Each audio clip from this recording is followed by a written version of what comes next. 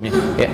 Di segala kebutuhan dunia kita, kalau ingin diberikan oleh Allah, ya, baik urusan makannya, baik urusan masalah sandangnya, baik urusan masalah papannya, apapun yang kita butuhkan dalam dunia, maka sifat Allah yang mewujudkannya disebut dengan Rahman. Ya, Rahman. Baik.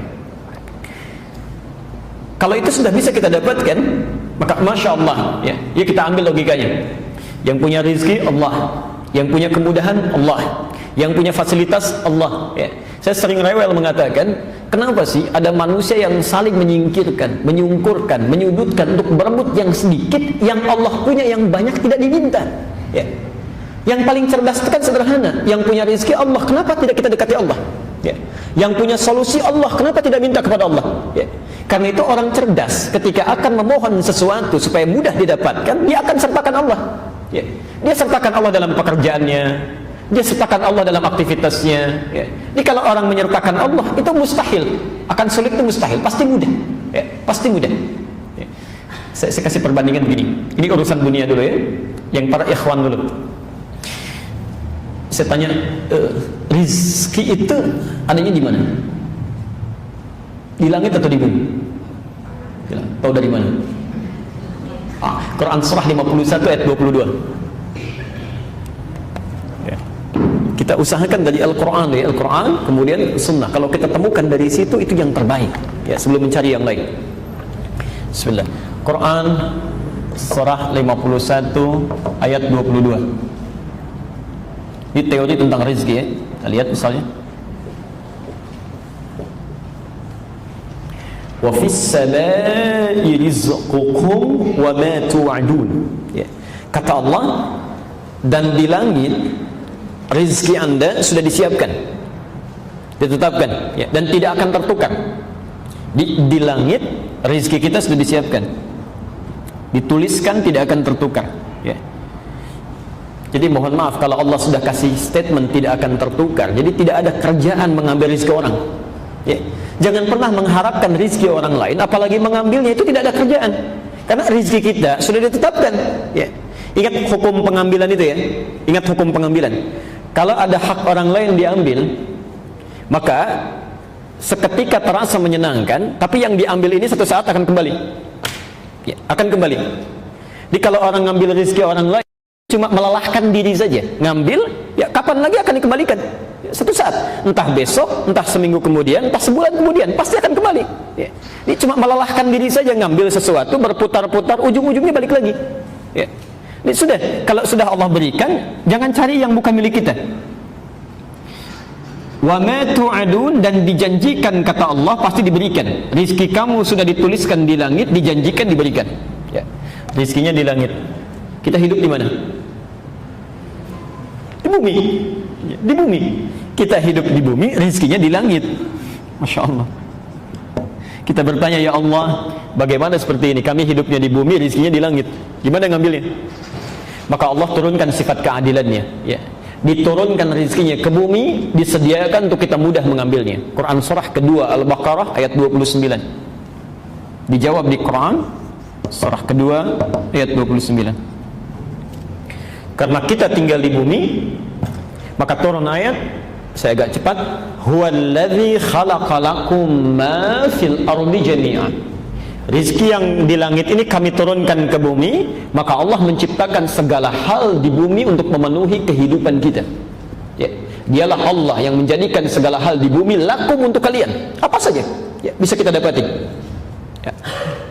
Pelan-pelan rizkinya di langit diturunkan ke bumi.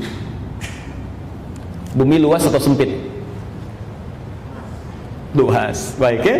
Antum tinggalnya di Kelapa Gading, tapi rezekinya turunnya di Palembang misalnya, kan harus nyari ke sana tuh, ya. Jangankan ke Palembang, kalau rezekinya turun di Sunter saja kita mesti bergerak, ya. Karena itu turun perintah dari Allah, karena tidak semua rezeki yang turun itu langsung menimpa kita, ya. Barangkali tempatnya agak harus memerlukan usaha untuk bergerak, ya. Karena itu turun ayat Quran surah kedua Al-Baqarah ayat 168, ya. Kita diminta untuk berusaha untuk mengambilnya. Ya ayyuhan nasu, hei manusia, kulu mimma fil ardi halalan thayyiban. silahkan kamu berusaha untuk mendapatkan rizkimu, ya, untuk makanmu, untuk minummu, untuk segalanya, ya, dengan cara yang halal dan baik. Halal plus tayyib. Pelan-pelan. Halalan tayyiban. Perhatikan rumusnya sini. Di rizki itu tidak cukup dengan diharap-harap, tapi menuntut usaha untuk meraihnya. Tapi yang menarik, bahasa Quran ketika meminta manusia mencari rizki itu membuat hukum umum, universal, ya, tidak mengikat akidah. Hukumnya mesti dicari dengan halal, legal, ya. Tidak boleh mencuri, merampok dan sebagainya. Hati-hati. Karena hukumnya sifatnya umum, mengikat bagi manusia, maka manusia agama apapun, kepercayaan apapun yang melanggar dua ketentuan ini pasti mendapatkan konsekuensi dari kehidupan dunianya, diproses juga. Ya, misal ada seorang muslim mencuri misalnya, menempuh mencari rezeki dengan cara yang tidak halal, tentu akan ditempuh juga melalui hukum dunia, ya.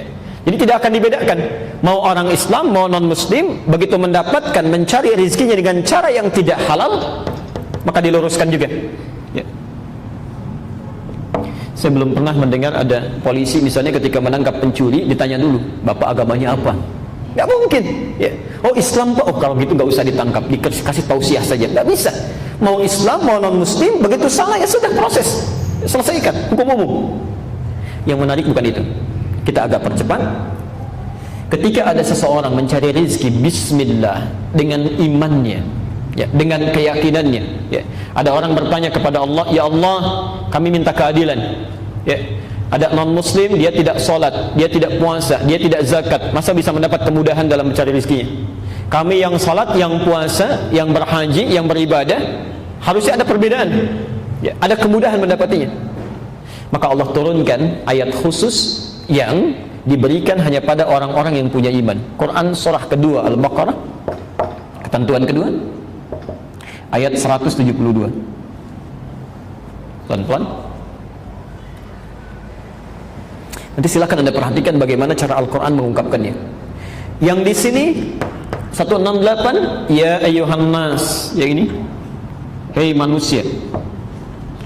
Manusia sifatnya universal, bisa bagi seorang muslim atau non muslim. Tapi ketika menyebutkan di ayat 172 dirubah dari nas menjadi amanu, ya ayyuhalladzina amanu. Pelan-pelan. Kalau sudah amanu berarti hanya mengikat orang yang beriman saja, orang Islam tidak di luarnya. Sekarang lihat ayatnya, ya ayyuhalladzina amanu kulu. Di sini ada kulu, di sini ada kulu.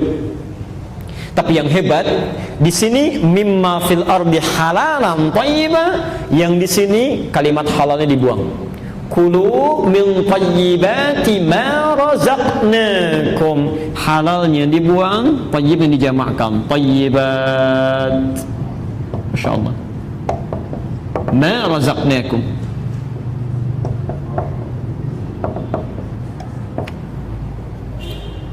Perhatikan pelan-pelan.